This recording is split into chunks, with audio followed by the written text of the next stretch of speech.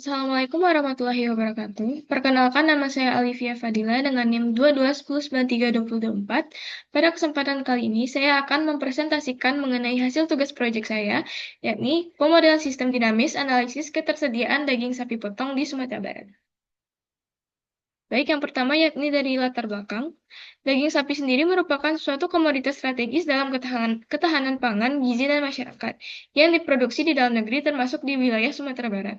Namun, wilayah ini belum mampu memenuhi permintaan yang terus meningkat. Di provinsi ini, produksi lokal hanya mencakupi sekitar 33% dari kebutuhan yang ada, sehingga ketergantungan pada pasokan dari luar daerah akan menimbulkan risiko gangguan pasokan dan fluktuasi harga. Permasalahan ini diperparah oleh rendahnya angka kelahiran ternak, tingginya kematian, dan sistem distribusi yang belum efisien. Untuk mengatasi ketimpangan ini, maka diperlukan suatu pendekatan sistemik yang tentunya berbasis data seperti model sistem dinamis. Pendekatan ini dapat menganalisis keterkaitan antara populasi ternak, konsumsi, dan produksi secara terintegrasi serta memproyeksikan dampak kebijakan ke depannya. Dengan demikian, pemerintah daerah juga dapat merumuskan strategi yang lebih efektif untuk mewujudkan swasembada daging sapi di wilayah Sumatera Barat. Selanjutnya yaitu untuk tujuan penelitian. Yang pertama yakni untuk merancang model sistem dinamis untuk menganalisis ketersediaan daging sapi potong di Provinsi Sumatera Barat. Yang kedua yakni mengidentifikasi dan mengelompokkan variabel-variabel penting yang memengaruhi sistem ketersediaan daging sapi. Yang ketiga, melakukan simulasi terhadap skenario untuk kebijakan proyeksi kondisi ketersediaan daging sapi selama 10 tahun ke depan. Dan yang terakhir yaitu memberikan rekomendasi kebijakan untuk mencapai swasembada daging di Sumatera Barat. Selanjutnya itu causal loop diagramnya. Jadi dapat kita lihat causal loop diagram yang dirancang pada studi kasus kali ini. Jadi CLD ini sendiri disusun berdasarkan dua subsistem utama. Yang pertama yaitu subsistem penyediaan dan subsistem kebutuhan daging. Pada subsistem penyediaan itu sendiri ditampilkan hubungan antara populasi sapi potong dengan proses kelahiran, kematian, pemotongan, dan pemasukan sapi. Sementara itu pada subsistem kebutuhan ditunjukkan pengaruh jumlah penduduk terhadap tingkat konsumsi rumah tangga, industri pengolahan, dan konsumsi dari luar provinsi. CLD ini menggambarkan secara visual bagaimana nantinya perubahan dalam satu variabel seperti peningkatan populasi atau penurunan kematian dapat mempengaruhi atau memberikan efek berantai terhadap ketersediaan daging sapi secara keseluruhan. Selanjutnya itu untuk formulasi modelnya. Jadi dapat kita lihat di gambar sebelah kiri itu adalah formulasi model. Jadi fokus utama adalah sapi pada variabel ketersediaan daging sapi yang kemudian akan dijadikan sebagai variabel stok. Dengan dua komponen utama yakni inflow-nya berupa penambahan produksi dari pemotongan dan pemasukan daging dari luar provinsi, dan untuk outflow-nya itu sendiri berupa kebutuhan konsumsi total daging sapi.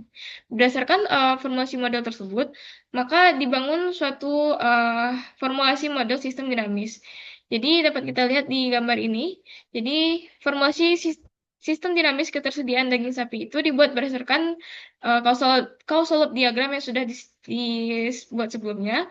Jadi, ketersediaan daging sapi ini dipengaruhi oleh subsistem penyediaan daging sapi yang mencakupi produksi daging sapi, pemasukan daging sapi, pemotongan ternak, populasi ternak, kematian ternak, kelahiran ternak, serta pemasukan ternak dan pengeluaran ternak. Lalu, subsistem kebutuhan daging sapi juga mencakup kebutuhan luar Provinsi Sumatera Barat, kebutuhan industri olahan daging, dan konsumsi daging sapi di Sumatera Barat itu sendiri, dan jumlah penduduknya.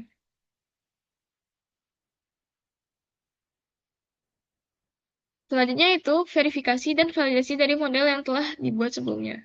Dapat kita lihat pada tabel nilai MAPE dari total produksi daging sapi di Sumbar itu sebesar 0,0%, dan untuk total kebutuhan konsumsi daging sapi di Sumbar itu sebesar 0,01%.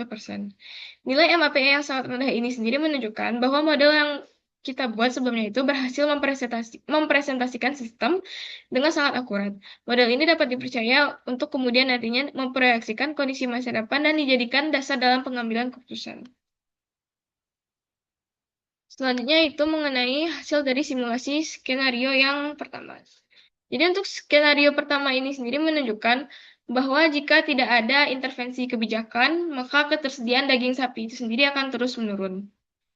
Nah, hal ini dapat terjadi karena laju konsumsi yang meningkat lebih cepat dibandingkan dengan laju produksi. Sementara populasi ternak tidak mengalami penambahan signifikan. Jadi hasil simulasi skenario satu itu menunjukkan bahwa tanpa adanya intervensi kebijakan, kebutuhan daging sapi di Sumatera Barat itu akan meningkat tajam seiring dengan pertumbuhan penduduk terutama dari konsumsi rumah tangga, sementara penyediaannya itu sendiri sangat lambat. Hal ini akan menyebabkan kesenjangan yang semakin besar setiap tahunnya dengan tren ketersediaan bersih yang terus menurun hingga akan memasuki fase defisit yang semakin dalam.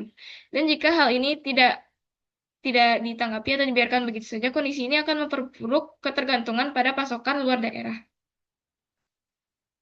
Selanjutnya itu untuk skenario kedua.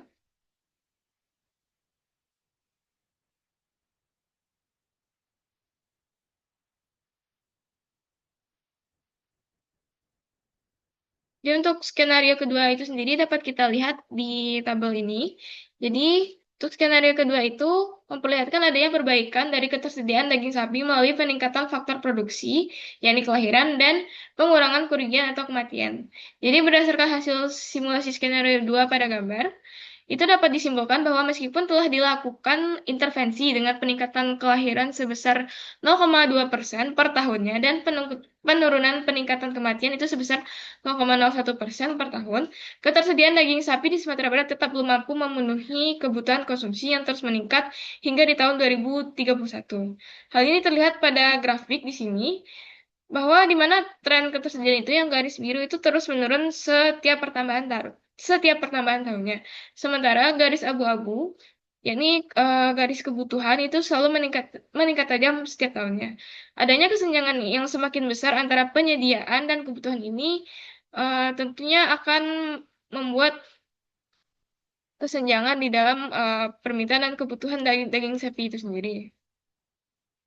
Namun walaupun produksi mengalami peningkatan yang cukup signifikan dibandingkan dengan skenario yang satu, namun tanpa adanya intervensi tambahan seperti penambahan populasi sapi secara lebih masif atau penguatan sistem distribusi manajemen pembibitan, skenario 2 ini belum cukup efektif untuk menanggapi lonjakan permintaan yang ada.